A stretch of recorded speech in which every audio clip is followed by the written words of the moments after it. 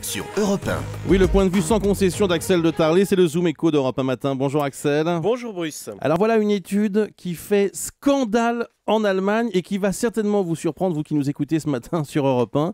Les Allemands sont pauvres, les plus pauvres d'Europe en matière de patrimoine. Alors attention, il s'agit de bien expliquer qu'ils ont un patrimoine qui est très nettement inférieur à celui des Français, des Italiens, mais aussi des Grecs ou des Chypriotes. On a du mal à le croire, Axel. Oui, d'ailleurs, les Allemands eux-mêmes n'en reviennent pas et cette information fait la une de tous les journaux depuis plusieurs semaines. Le patrimoine médian, c'est-à-dire qui divise la population en deux groupes égaux, eh bien en Allemagne, le patrimoine médian est de 51 000 euros, alors qu'en France ou en Grèce, on est à plus de 100 000 euros. En Espagne, 180 000 euros. À Chypre, 260 000 euros. Le chypriote lambda est 5 fois plus riche que l'allemand de la rue.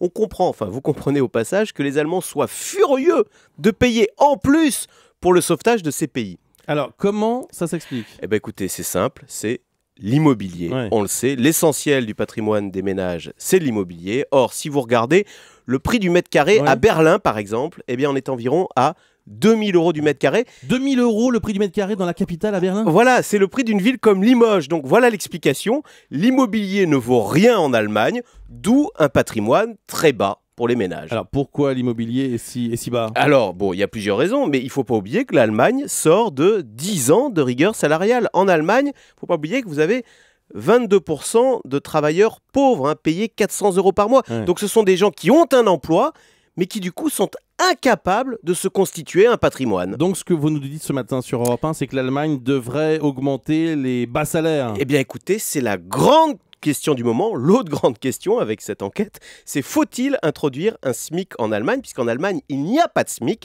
Alors Angela Merkel est contre, elle vient encore de le répéter. La gauche, elle, est pour. Elle promet, si elle est élue en septembre, d'introduire un SMIC comme chez nous, alors à 8,50 € de l'heure.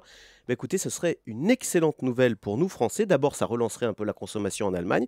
Et puis surtout, ça mettrait fin à une concurrence déloyale. Par exemple, pour nos producteurs de lait, qui se retrouvent, il faut le savoir, en concurrence avec des fermes allemandes où l'on emploie des Roumains ou des Polonais payés 3 € de l'heure. Oui, Axel, juste un mot sur le prix de l'immobilier. On le rappelle, à Berlin, 2 000 € le mètre carré.